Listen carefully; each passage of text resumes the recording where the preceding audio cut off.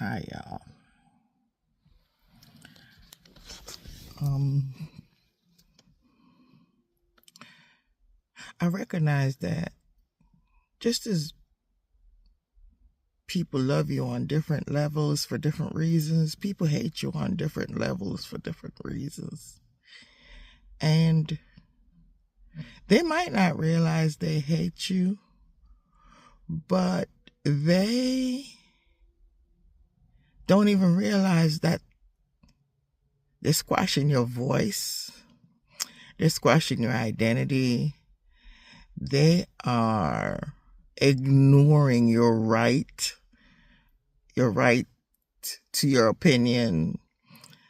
They want their opinion to be the end verdict, when in actuality, it might just be another view.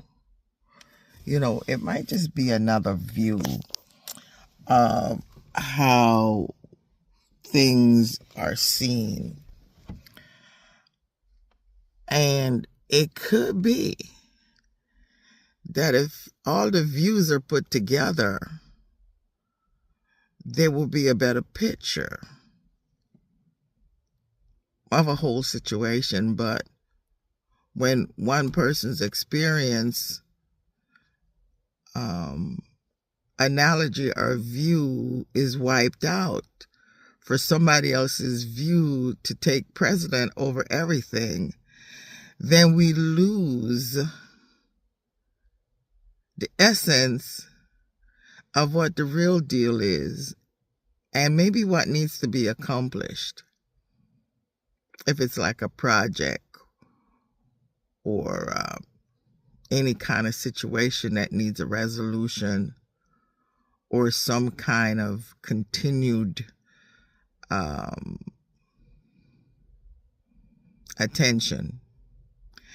And so I also realized that and people love can cause them to be totally biased because of their fear of being threatened or by what they think they love is being threatened.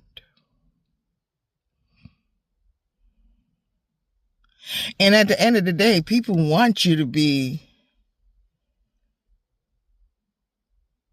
quote unquote Christ-like, quote unquote godly, when they take humanity and throw it totally out of the game, totally out of the questions, totally out of the situation, as if you are a believer, then you no longer is attached to humanity, which means you're not supposed to feel, or you're not supposed to have a voice, or you're not supposed to be seen. You're supposed to just let people keep beating up on you and say, well, God don't want me to respond this way, and God wouldn't like it if I respond this way, and the word said this is what you're supposed to do. But in my understanding, the word say turn the other cheek. Yeah, but I only got two. I only got two cheeks. So once you hit me once on one cheek and you hit me on, and I turn and you hit me on the other cheek, hey, that's all I'm required to do. The other thing is, if they, the word said, if they ask for your coat, give them your cloak too. Okay. But then I buy new ones and you still want it too? No, we can't keep doing that.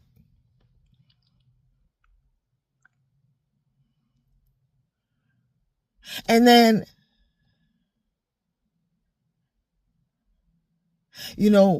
okay, maybe I'm supposed to walk a mile with you, but you want me to walk the whole way. So what happened to my walk? Right? And so people will beat you over the head with the words and beat you over the head with what they think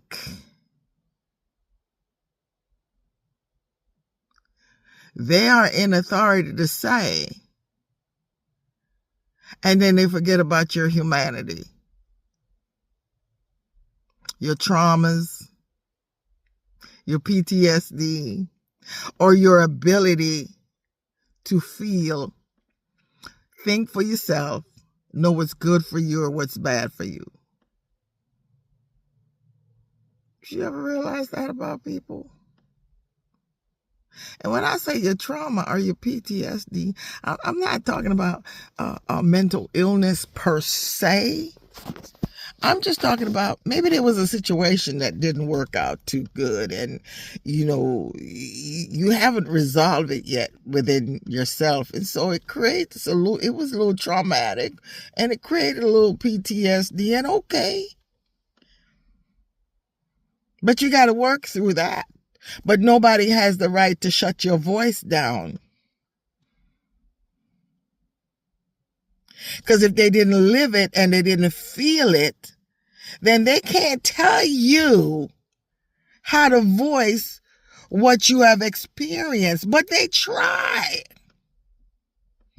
They try. And so what do? After so many times, I think we just gotta get up and realize that they wrote us off. Our opinion and our feelings don't matter. They're afraid to really understand our trauma, because if they understand our trauma, they have to have empathy with us on the situation that we're trying to voice and have a voice in and be seen in. So once they accept that, then they can't come with the same opinions they always come with and the same analogy they always come with. So they've got to block out the fact that you got humanity, and because they see that you got some God in you, they think the God in them speak louder than the God in you, when in actuality it's supposed to be the same God. So where's the contradiction? And where's the truth? And at the end of the day, whose sanity is most important than whose? And who's supposed to constantly take a beating and who's supposed to shut it down? I only got two cheeks. You only got two cheeks. There we go. You got me. That's it. I gave you my coat and I gave you my cloak, and I went and replenished that. And here you come again. You're coming back. You're coming back. On a constant. Because in reality, the lopsidedness of this whole situation is that people want you to always change, but they don't want to hold the other person's in situation accountable and let them know they need to change. So whatever reason they have sympathy or empathy, or whatever reason they're totally biased, at the end of the day, we just gotta let the universe keep score. Because it don't make no sense we beating up our gums because we're not gonna be heard. The universe have to handle that. So until divinity comes in and say, hey, naked truth, there it is, then what we need to do is hold on to our truth, know who we are,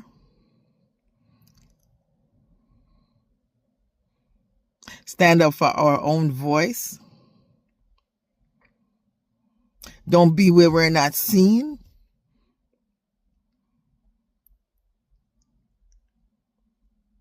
but know that somebody sees us, and maybe not the persons we want to, and maybe not the persons we're fighting for them to see us, because maybe, they can't see us because of what they've got stuck in the back of their mind that they haven't cleaned out of their mind yet about you, about me.